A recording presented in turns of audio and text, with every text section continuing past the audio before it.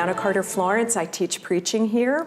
I'm Stephanie Smith-Matthews. I'm finishing my dissertation at Vanderbilt University in Hebrew Bible and Ancient Israel, and I'm spending this year at Columbia as a teaching extern in Old Testament.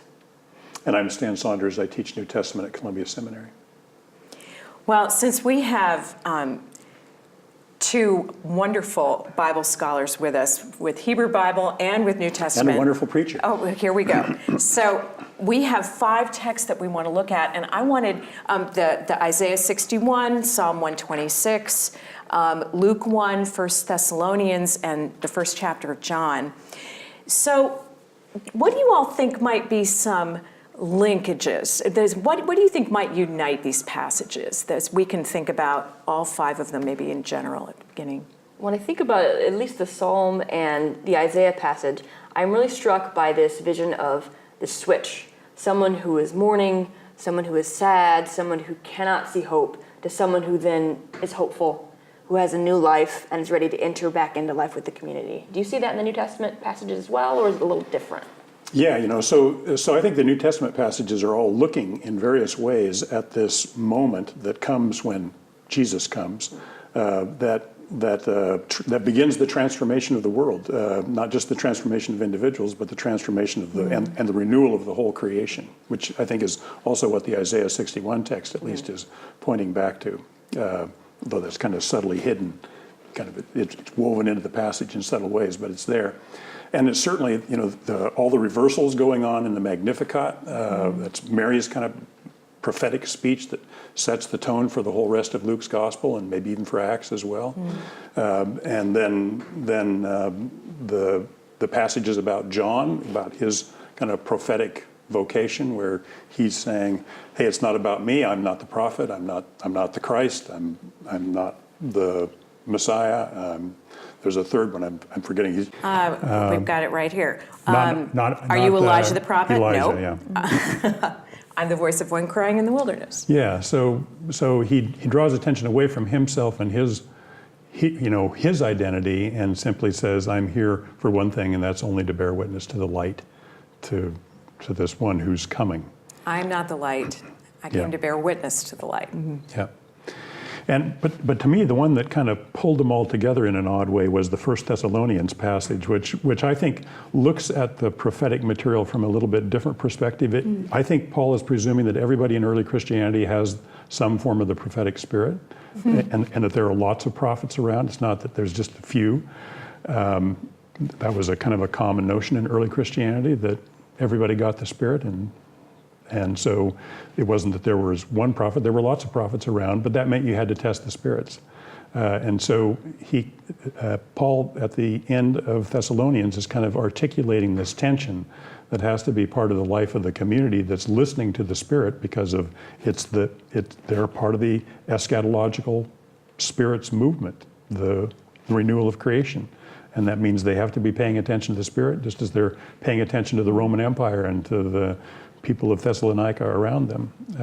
But they have to do so in a way that they both pay attention to the charismatic people in the community who are having visions or have some things to say, but they also have to be able to listen carefully to that and to assess it. And so they have to be attending to the tradition as well. That's a really different view of prophecy than a lot of people in churches may have, of thinking of a prophet as someone who predicts the future. And that's not what you all are finding and seeing in these texts. Can you say some more about that? Yeah, so Old Testament prophecy as a whole tends to, I think we were talking earlier, talk about this new imagination, to imagine a new type of a reality that can take place. And so throughout history then, we can find ourselves at a point in history or a situation and say, this is reflective of what that prophet was talking about. But that doesn't have to be the end of that prophecy, especially if we're talking about prophecies that talk about making a community that is marked by justice, one that has economic opportunity for all, one that takes care of one another. That's not the kind of a prophecy that just checks off a box, right? It's an idea of a community. And so that, I think, happens throughout Old Testament prophecy and is just continuing on then in this early Christian understanding of what prophecy means and is. Yeah, I mean, I actually think most of the New Testament is about inspiring imagination. It's not about predicting things, although there is some prediction going on, because there's a vision of where the whole story is going.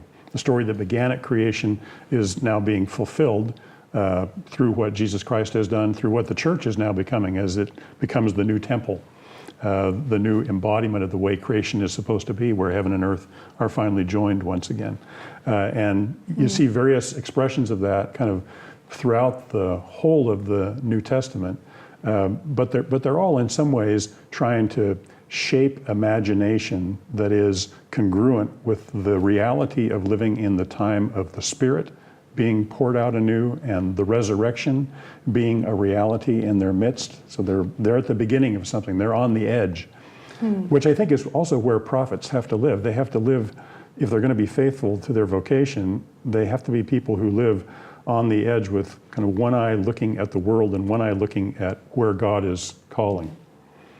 So do you think do you think that's a special vocation that only a few have? Or, I mean, it sounds a little bit from what both of you were saying that a prophet is something we actually might be encouraging everyone to be. You know, that this might be more of a common calling, a way of imagining the new world. Or is that a gift that's only given to a few? Well, I think if we look especially in ancient Israel and different cultures throughout the ancient Near East, there would have been like a class of people whose vocation it was to do prophetic type of activity, which could include, you know, those things that we now find gross, cutting open animals and trying to understand the world based on that activity. But obviously, as centuries have progressed, there's been this new creative understanding that builds upon what prophecy is. And in the early Christian church, we talk about the Holy Spirit being operative in this kind of a prophetic and creative way, right? And so I think now we talk about prophecy as someone who casts that vision, someone who is attentive to the Spirit of God and hears something individual, and they share that with the community, and then it's up to the community to decide, is that a word from God or not? And I would say it's not quite clear to me that everybody in the community is a prophet, but the community needs to be prophetic, and everybody's gifts in some way plays into the shaping of that prophetic vocation, whether it's in actually visioning or in looking for ways to embody that vision within the life of the community. You know, some of that discernment seems to be going on in the John passage, because here's John doing this new activity. I'm a witness to testify to the light. I am not the light. And then people saying, so who are you? Are you this? People testing about whether he actually is what they understand to be a prophet. And he kind of correcting them a little bit, guiding them a little bit. There seems to be a little community discernment going on in that initial passage. What do you all see? Maybe a challenge. Or a challenge. Because these are people who are from Jerusalem. You know, Pharisees and other folks, they're sort of identified a couple times in the passage, and they seem to be kind of official representatives of maybe the elites in Jerusalem. Anyway, they're out there, and John doesn't tell us till the end of the passage where they actually are, and it's in Bethany, and we don't know exactly where that is, but it was probably somewhere fairly close to Jericho, which makes it on the other side of the Jordan.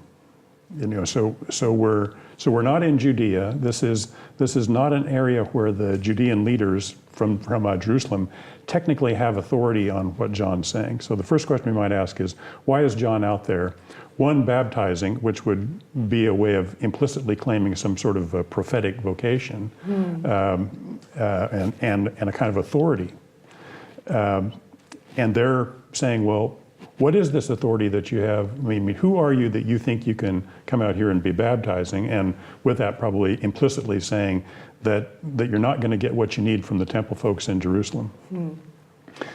So he's probably engaged in some sort of not counter temple, but counter temple authorities activity, where he's saying, if you want redemption, you shouldn't go to Jerusalem. You should instead come out here in the wilderness and be baptized. But they're asking, so what kind of authority is this that you have? That, you know, so are you the prophet? Are you the Christ? You know, are you Elijah? Because those would be possible answers from the tradition, you know, for somebody who might be able to bear this kind of authority apart from Jerusalem. And he says, no, none of those. Instead, He's simply out there saying what needs to be said, and John's very clear that this isn't about who John the Baptizer is. It's not about his identity, except that he is fulfilling the vocation of being the one who bears witness to the light. And that's really, I think, that kind of takes us to to the church's vocation these days. You know, we aren't called to draw attention to ourselves so much as we're called to be in the right places, in the dark places, where the light can shine, where you can see it more clearly, so that we keep pointing to the places where God is at work in the world in ways that challenge the dark powers of this world. Mm-hmm. Do you think that there's a way in which a preacher working with these texts on this day might help the community think about its prophetic role rather than investing all of that in one person like the preacher?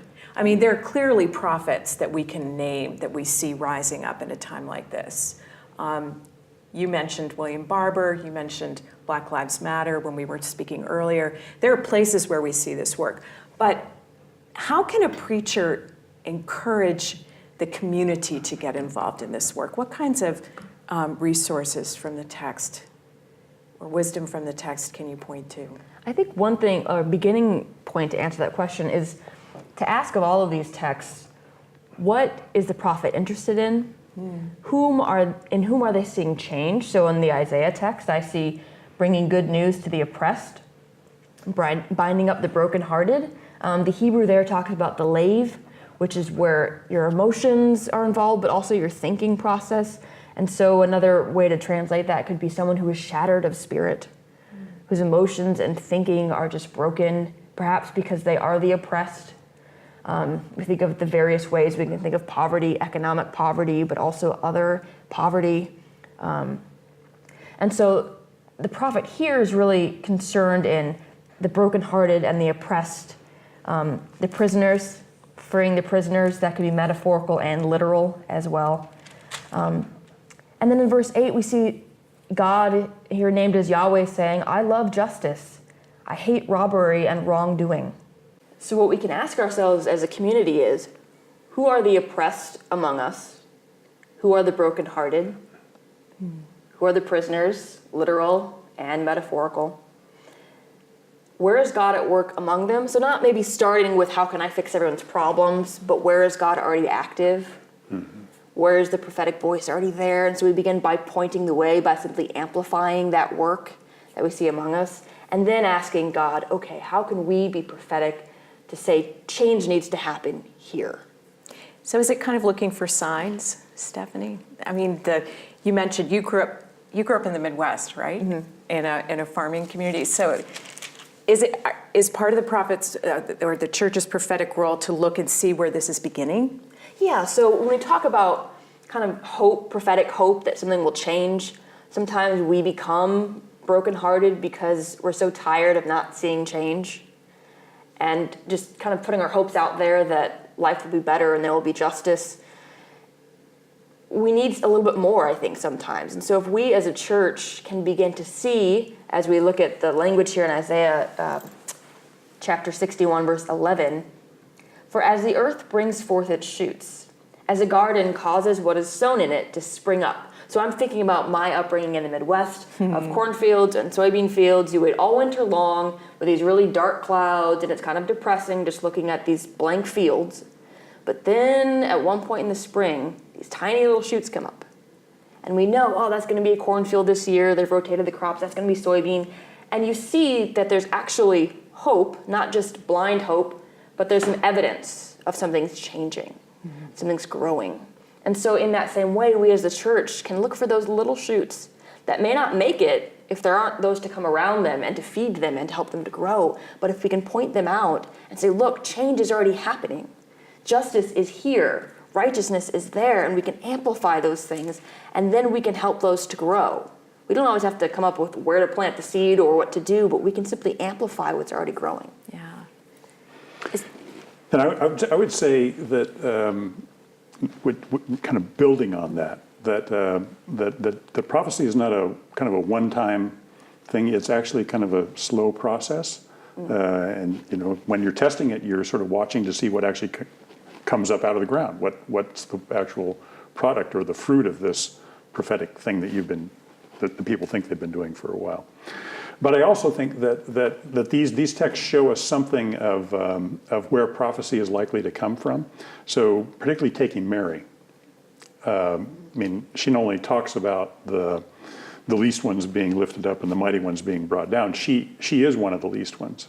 And if you go back to the Isaiah passage or even the Psalm passage, the people who are speaking are not people who are in power or who have arrived somewhere. In each case, they're people who are on their way somewhere. They're in an in-between place. And I think actually one of the things I would say to pastors about, how do you discern the prophetic spirit in the life of the church is you have to pay attention to the people who are at the margins of the community, because they will see things differently than the people who have been in the kind of the power centers of the church for a long, long time. So Robert Schreider is a Catholic theologian, a long time ago did a little book where he said, one of the major things pastors have to do is they have to learn to listen to identify who are the people who are at the edges of the community. Is it artists, who are maybe not quite accepted, or is it the homeless who are attending church sometimes? But who are the people who are likely to see things differently and who are not kind of in the middle of things? Because those people will help you see what's really going on in the community. So when Mary sings her song in this Luke passage, which we call the Magnificat, is that one example of how we might listen on the margins? Are there people singing songs with that fullness of hope? Well, William Barber, I think, would be one. Yeah. And there are others that have been associated with the Black Lives Matter movements, and and I think the people who are coming forward in our society now, who are naming male sexual assault as a widespread pattern, even in the places of power maybe especially in the places of power in our society. The question the church always has is, how do you listen to those voices and advocate faithfully for them? And how does that fit the larger vision of where you're going as a community, why you're there in the first place to bear witness and what you're bearing witness to? And we have to remind ourselves that lots of times those songs include songs of rage, right?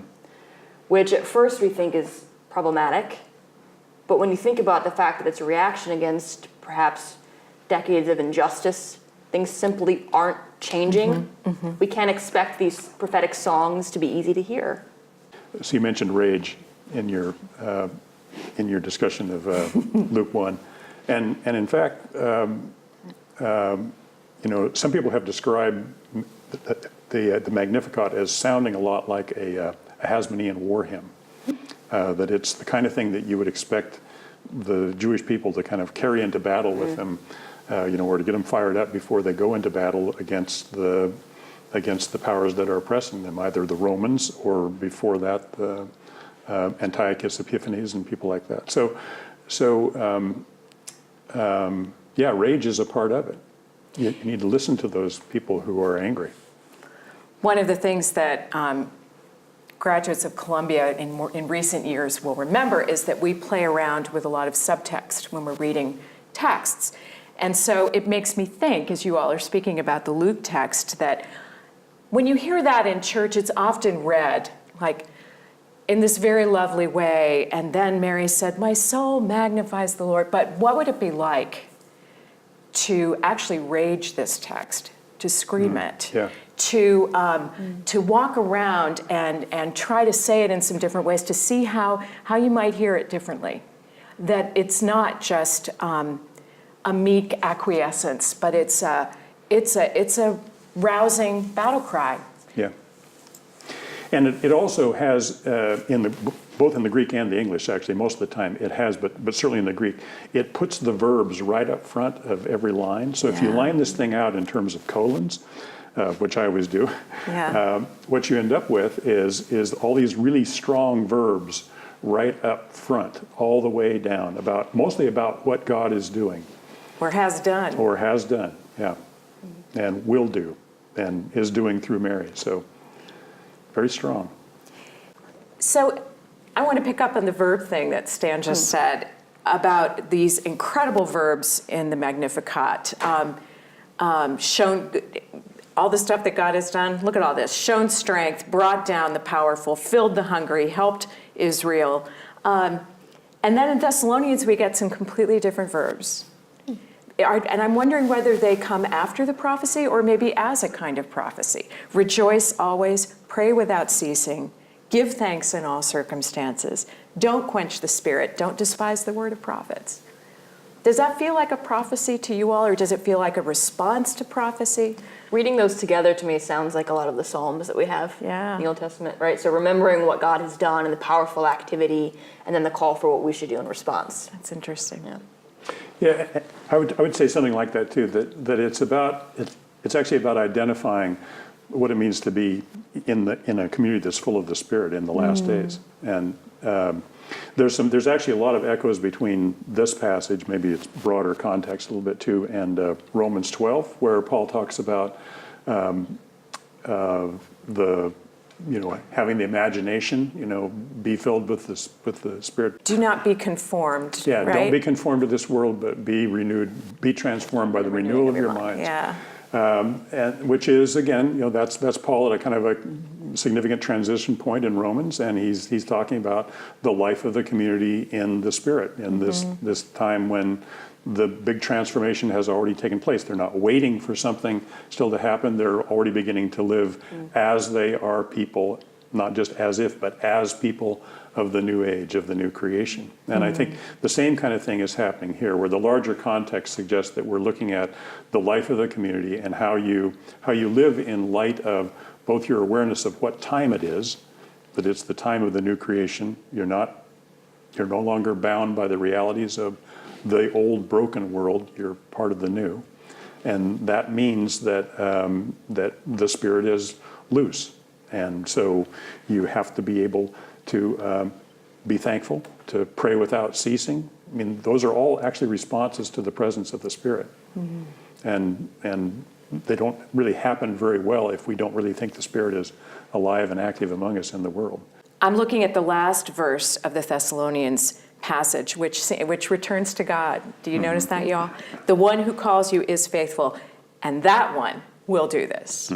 So it's what I hear in that is a reliance on the fact that this, as you were saying, Stephanie, this is not up to us to go and fix. This is up to us to notice and to trust that there is a larger narrative here. There is a bigger story, that God is more impatient than we are for this end.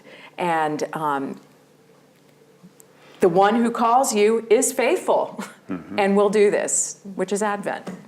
And in the verse right before that, it's also interesting because it emphasizes the inclusive character of what God's doing. So it's a prayer. May the God of peace himself sanctify you entirely. May your spirit and soul and body be kept sound and blameless at the coming of our Lord Jesus. Now, the first thing to note is all those yous and yours in there are plural. So he's not talking about your individual spirit or your individual body. He's actually talking about the body that is the community, and those words aren't meant to sort of divide humanity into various pieces. Where we have the spirit over here, we have the soul or life over here, and then we have the body.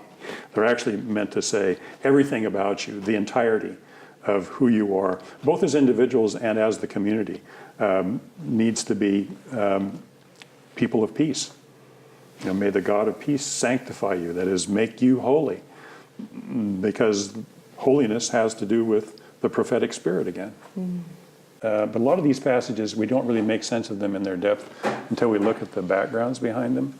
That prophecy does actually entail not only looking ahead, but it entails looking back, and it draws upon the language and the imagery that's already at people's disposal. And it looks at the reality of the situation. So let me ask you this. What do you think, where should a preacher look to take courage to preach in a week like this? What would you say to offer a preacher courage? Well, we're part of a long tradition that goes back not only to the New Testament, but back behind that to the stories of the people of Israel. And in fact, all of these passages, especially the main prophetic text that we've looked at from Isaiah itself, and then Mary in the Magnificat, those passages are riddled with material that precedes them in the Old Testament. So as they are looking forward, as they're finding themselves in a kind of in-between place, in difficult places, in huge transitions in the case of the people of Israel or the people like Mary in the first century, even in those times of terrible transition, they have the comfort and they have the security of knowing that their traditions, the stories and the texts, the psalms, the songs that they know so well already, are part of who they are, that they have the reassurance of knowing that God has been with them in the past, and God is with them now, even in difficult circumstances, and God is leading the way into what is to come. As the John passage says, John's looking for the one coming to us, which seems to me is one of the key things about Christian hope is we're not waiting for a future that hasn't arrived yet. We're actually looking for the one who we know has already come and is coming to us again. So it's all about God's presence.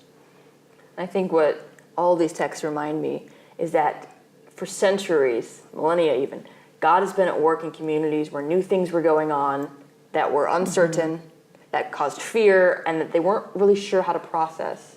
But that same God has been faithful, and that same God continues to work among us and continues to inspire us. So I guess one thing I might offer as courage is the words of the text of John itself.